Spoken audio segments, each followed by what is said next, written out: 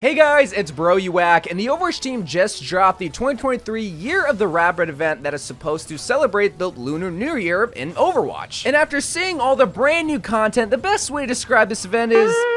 yeah, like that.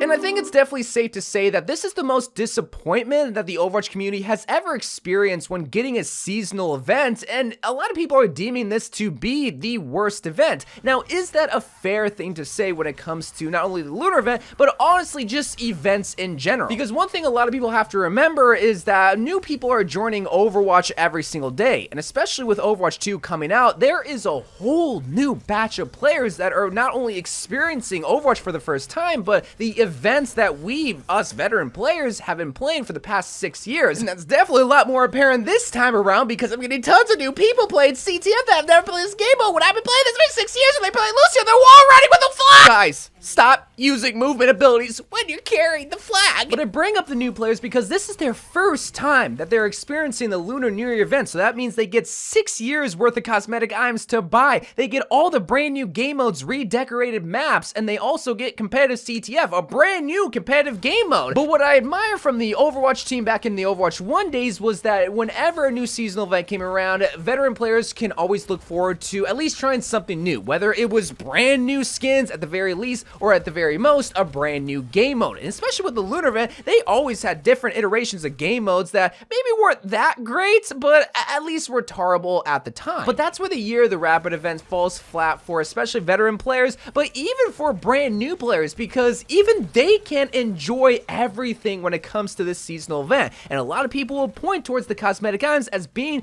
the sole and biggest reason as to why this event failed, but it's not the only reason, but it sure as heck one of the biggest. Back in my day in Overwatch 1, we would always get 5 legendary skins and 3 free epic skins. Now, I'm not gonna sit here and be a brat saying, oh, we're not getting enough content when it comes to these seasonal events, because I understand that we were just hot off of the heels of the Battle for Olympus event, where there we got 7 legendary Greek god skins. Obviously, some of them were in the Battle Pass, but we also got Seasonal 2 content with brand new legendary skins. So I understand that, okay, yes, maybe we won't get a lot of legendary skins, or in the case of the Year of the Rabbit event, no legendary skins or even cool cosmetic items to go with the seasonal event. So when you only give us 1 epic maze skin, yes, it's gonna lead to disappointment, except for me, because I absolutely love this skin, which means I absolutely love this event. This is the greatest event of all time! Let's let my biases continue to dictate this video. The other disappointing part that still makes it especially disappointing for new Overwatch players is the fact that old Lunar New Year skins are still priced outrageously at $19 for a single legendary skin.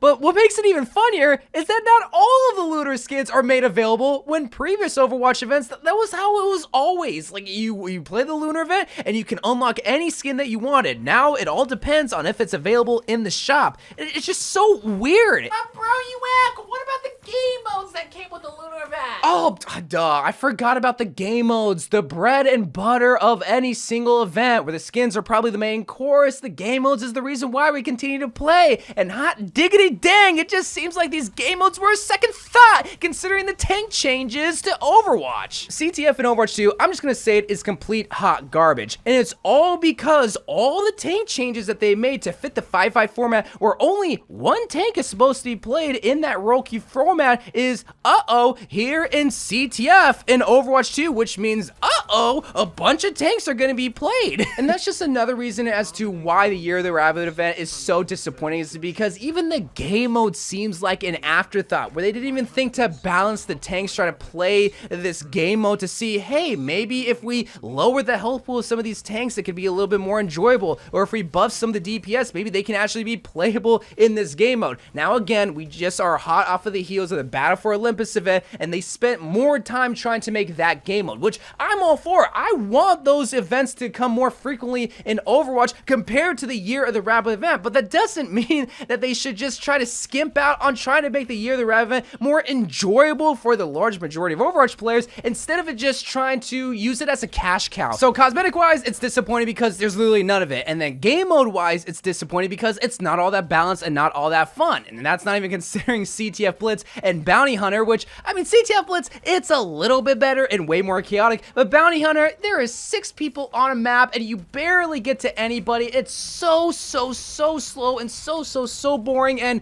wait, wasn't there another game mode? Wait, where's Capture the Rooster? Where's the original CTF game mode? I mean, I'm not saying that was a great game mode that I missed, but they didn't even include all of the game modes. Again, just another reason as to why this event seems like an afterthought and only brought back to try to sell previous lunar skins. But the other disappointing part that isn't necessarily Year of the Rabbit's fault is the lack of patch notes. Where are the hero balance updates? What happened to the Roadhog nerf that you promised back in the last patch that you just forgot to bring? I'm sure that they didn't forget to bring it, but they just didn't bring any of the Roadhog nerfs, so he's still running rampant. Like, there's so much balancing that needs to still be done in Overwatch 2, and this is the times where you still need to be on top of it. I understand that the Blizzard employees just came back from winter break and they weren't working, so all that I just talked about accumulates and leads up to the Year of the Rabbit event not only being the biggest disappointment ever since I was birthed, but is honestly, I would say, the worst event. Especially if you just look at it in a vacuum, like, yeah, there wasn't anything. This is statistically the worst event, but it doesn't need to be. Now, obviously, they can improve on the next lunar event and future events by adding more content, but they don't even need to do that. Here's how they can fix seasonal events moving forward. First and foremost, just coming out and being honest with us, telling us, hey, this is the reason why the Year of the Rabbit event isn't all that, like,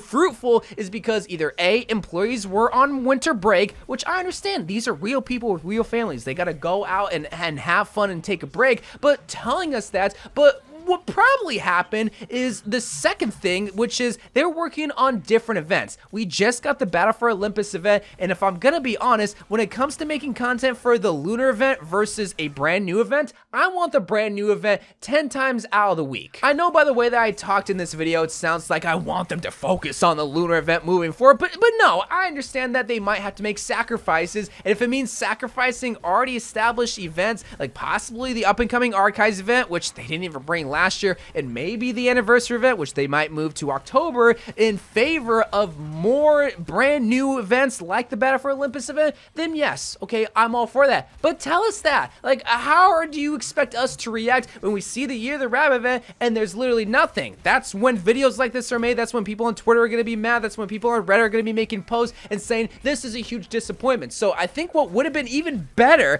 and this is going to be wild to say, especially considering that they brought a new May skin, which I absolutely love, if they didn't bring the lunar event, I think a lot more people would be happy because they wouldn't be disappointed seeing the lack of content, and they know more effort is being poured into stuff like the Battle for Olympus event. Because even if you didn't like the game mode and the content in it, you cannot lie that the effort that got poured into that event is 1,000,000 times better than what we got with this lunar event, and maybe even all the other seasonal events that we've gotten in the past couple of months. But maybe I'm alone on this one. Maybe you guys really want them to focus on the lunar event, but if I'm gonna be honest, I think more people would actually want Blizzard to just kind of ditch the seasonal events and just pour more of their efforts into brand new events. So comment down below what you guys would want to see, and we're gonna have to see what they do with the Archives event, because that's the next one that's supposed to come out. But anyway guys, I love you guys. Thank you guys for watching. More Overwatch 2 videos to come, and bye.